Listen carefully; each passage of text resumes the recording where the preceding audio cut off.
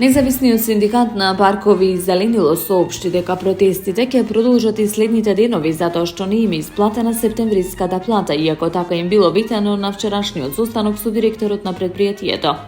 Платата за месец септември се уште не е исплатена на вработените во јавното предпријатие Паркови и зеленило Скопје.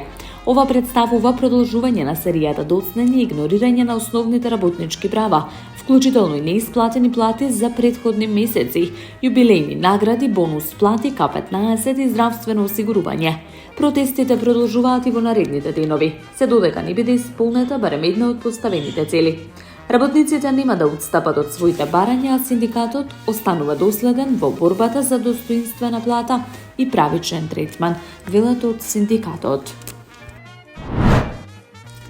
Градоначалникот на општина Центар Горан Герасимовски го започна новиот мандат со средба со неговите против кандидатки од локалните избори Билјана Ивановска и Марија Сереброва, со цел да разговараат за нивните идеи и проекти од кампањата.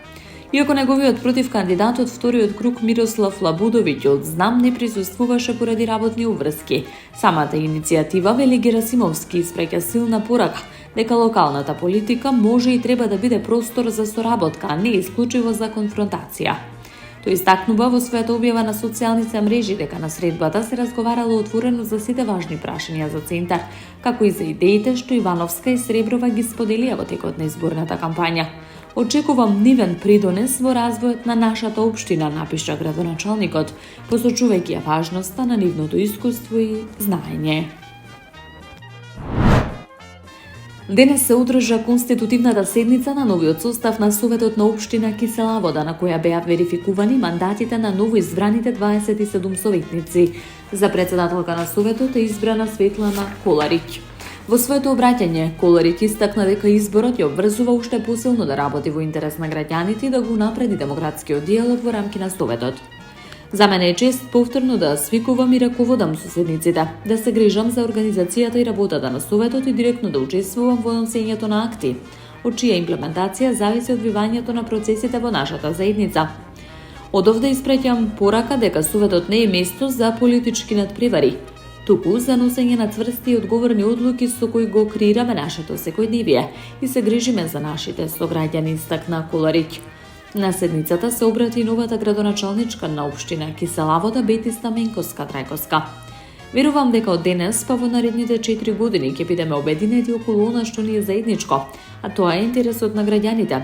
Само со заедничка сила, со меѓусебна почит и конструктивна соработка можеме да ја движиме нашата општина напред.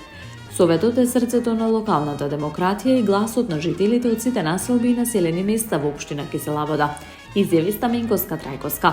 Во новиот состав има 17 советници од коалицијата предводена од ВМРО-ДПМН, 5 од Левица, 4 од СДСМ и 1 од партијата Знам.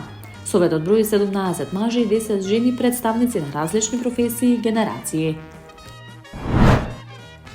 Доделени 44 стипендии на ученици од општина Центар од областа на науката, техниката и посебните вештини.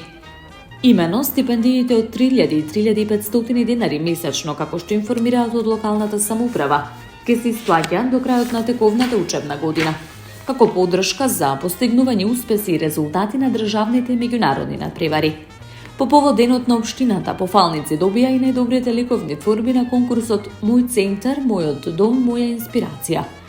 Честитки до сите ученици, вие сте нашата надеж и секое вложување во вас е вложување во иднината, истакна градоначалникот на општина Центар Горан Герасимовски. Вчера околу 21 часот од страна на полициски службеници од единицата за интервентна полиција при СВР Скопје извршен е претрес на 38 годишниот ФШ од Скопје, при што кај него е пронајдена марихуана.